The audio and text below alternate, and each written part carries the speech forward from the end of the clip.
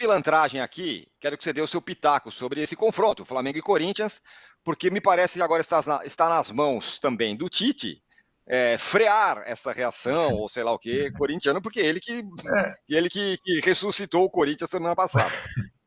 Então, Ajudou. o Danilo se esqueceu de um jogo apenas, Corinthians e Flamengo. Não é Corinthians e Juventude. Corinthians e Juventude é uma decorrência de Corinthians e Flamengo, né?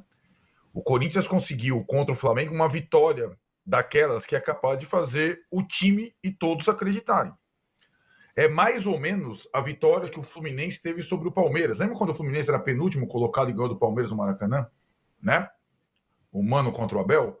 Aquela vitória permitiu ao Fluminense acreditar que é possível. E o Fluminense rapidamente saiu da zona de rebaixamento. Rapidamente, depois de várias vitórias engatadas, né? Eu acho que aquela vitória tem... A minha impressão, não sei se o Juca teve, aquela bola do André Ramalho, o último lance que saía o gol da vitória em Itaquera tão facilmente, e esse ano não saía, só saía empate, ela é decorrência indireta do jogo com o Flamengo. Da volta da confiança, da volta da empolgação, da volta... O Memphis Depay foi contratado depois do jogo com o Flamengo, depois da janela fechada. Corinthians e Flamengo é gigante, sempre foi. O Juca lembrou o ano retrasado, né, do pênalti do Fagner, com o Corinthians podendo ser campeão no Maracanã. Corinthians mais fraco que esse. Flamengo mais forte do que esse. E acho que nesse embate, os dois estão em frente tripla agora, né? A frente tripla junto com o Galo, né? Só que o Galo, ele tá bem diferente de Flamengo e Corinthians no Brasileiro. O Galo tá naquela zona do limbo do Brasileiro. O Corinthians não. Ele tá lutando contra o rebaixamento e o Flamengo tá lutando contra o título. Ou seja, o Brasileiro para Corinthians e Flamengo tem as suas evidentes implicações. Para o Flamengo pode ser abrir mão da disputa do título. O Mauro já citou as preferências da semana, óbvias. E para o Corinthians é aquele cobertor curto. Tem o Fortaleza lá, mas não pode largar aqui o Brasileiro. Tal. O Galo tá nessa situação das Copas, da frente tripla, ele está mais sossegado nas suas opções. Ele vai para a Copa do Brasil e Libertadores com tudo, né, dos três da frente tripla. E sim, Tironi, o Tite é um personagem central nessa história, claro que é. A passagem dele pelo Flamengo até agora tem vários marcos envolvendo o Corinthians, né? O primeiro, ele preferiu o Flamengo ao Corinthians, ano passado. O segundo, ele não quis estrear contra o Corinthians, ano passado. O terceiro, ele perdeu para o Corinthians numa visita desconfortável a Itaquera há poucos dias, em que ele foi muito mal, trabalhou muito mal durante o jogo. Então, ele vai ser o personagem central dessa história, sim. Eu vejo muito equilíbrio no confronto, sinceramente. Não acho que a posição do Corinthians na tabela do Brasileiro hoje reflita exatamente o que é o time. Como vocês falaram, é a terceira folha de pagamento do país. Estou falando esportivamente, não sei se consegue pagar a folha de pagamento e tal. Contratou bons jogadores, tem um dos melhores jogadores do futebol brasileiro hoje, que é o Rodrigo Garro, né? Tem um dos melhores jogadores do futebol brasileiro hoje.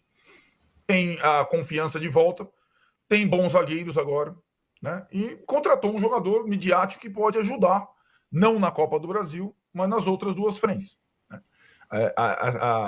A expressão que ficava rondando o corintiano da virada de chave, ela existiu naquele jogo com o Flamengo. E assim o futebol tem partidas muito simbólicas. Para mim, por isso que eu comparo tanto o Corinthians e Flamengo com o Fluminense e Palmeiras, né? E acho que essa é uma situação... Eu estou vendo aqui a enquete, eu acho que ela é bem bolada, porque ela dá o termômetro, embora óbvia, ela dá o termômetro do favoritismo entre quatro gigantes. Está todo mundo votando no Flamengo. Mas eu acho que é muito equilibrado. E Copa do Brasil, ela te permite surpresas, como no ano passado. Daqui a pouco a gente vai falar do São Paulo. O que aconteceu no ano passado foi uma surpresa, né? Não foi uma realidade, foi uma surpresa. E acho que o Corinthians pode surpreender, o Vasco também. Atlético e Flamengo, digamos, eles já entram numa temporada esperando disputar títulos, Copas. Corinthians e Vasco nem tanto. Mas agora o Corinthians sabe que é capaz. Ele descobriu que é capaz. Muito por conta daquela vitória contra o Flamengo no Brasileiro. Enquanto Tironi, eu quero ser xingado pelo rapaz aí. Eu quero ser xingado pelo rapaz se ler a mensagem. Faço questão. Discordo de tudo do Arnaldo. Não vejo equilíbrio nenhum. O Flamengo é franco favorito contra o Corinthians. Se não passar pelo Corinthians semifinal, será um vexame. Não estou falando de tradição de equipes, estou falando de diferença de times. A diferença é grande. O que o Flamengo fez naquele domingo foi uma vergonha. O Tite foi cobrado, tem que ser cobrado, os jogadores têm que ser cobrados, os dirigentes têm que ser cobrados. O Flamengo não pode fazer uma partida nem parecida com aquele papel ridículo do dia 1º de setembro, quando conseguiu perder por um Corinthians que fez cair o segundo tempo inteiro depois daquele segundo gol. Um time inferior, um time que não é bem treinado, que joga na emoção, na empolgação, foi bonita a classificação e tudo mais, mas há uma diferença muito grande entre os times. E o Flamengo, com os reforços, inclusive, mesmo não tendo o Pedro, tem que passar. Se não passar, será um papelão. A partir do momento que o senhor Landim, o senhor Marcos Braz, embora não admitam, priorizam institucionalmente a Copa do Brasil em relação ao brasileiro, tem sim que passar pelo Corinthians. Se não passar, vai ser cobrado, vai ser criticado pra cacete.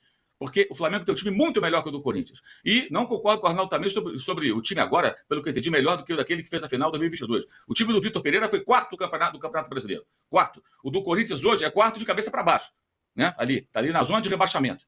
Então, é uma diferença muito grande. E, repito, o Flamengo é o favorito e tem obrigação de passar pelo Corinthians, sim, hoje. Não estou falando, repito, de história. Isso é a história do clube, isso é de história. Que a torcida fiel, tem a nação, é tudo torcida grande. Esse é papo furado. Né? Ontem já teve gente querendo transformar a recepção, o jogo, com uma experiência única para o Depay, como se ele nunca tivesse ido num estádio europeu, na Grécia, na Turquia, na Sérvia, ou mesmo na França, né? Como só assistisse torcida brasileira. É muita patriotada. São duas grandes torcidas, as duas maiores do país, vão ser jogos legais, emocionantes e tal, mas o Flamengo tem um time melhor, um investimento maior, e tem obrigação sim de passar, na minha opinião. Se não passar, vai ser um papelão. Se for eliminado por esse Corinthians do versão 2024, será sim um papelão. Não é porque ganhou do Juventude na última bola que o Corinthians virou agora o ó do Borogodó, não sei o quê. É muita agenda positiva para o meu gosto. Então, pode me xingar aí o garotão aí, porque eu digo que o Flamengo é favorito. E outra coisa, o Juca veio com o negócio, sei que ele... Juca, você sabe que eu não falo pelo Flamengo, falo pelo Mauro César. Não falo pelo Flamengo. Então, o Flamengo pensa e priorizaria o Campeonato Brasileiro.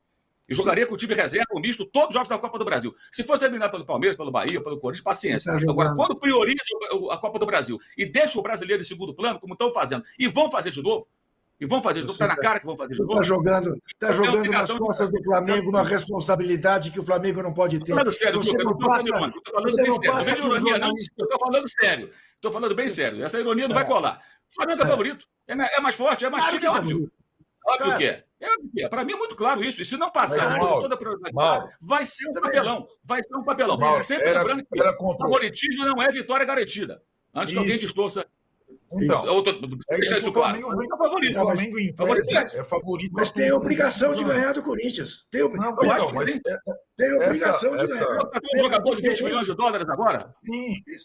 Esse favoritismo do Flamengo pelo investimento, pelo time, ele é latente nos últimos anos todos. O que não quer dizer que o Flamengo tenha comprovado isso na prática.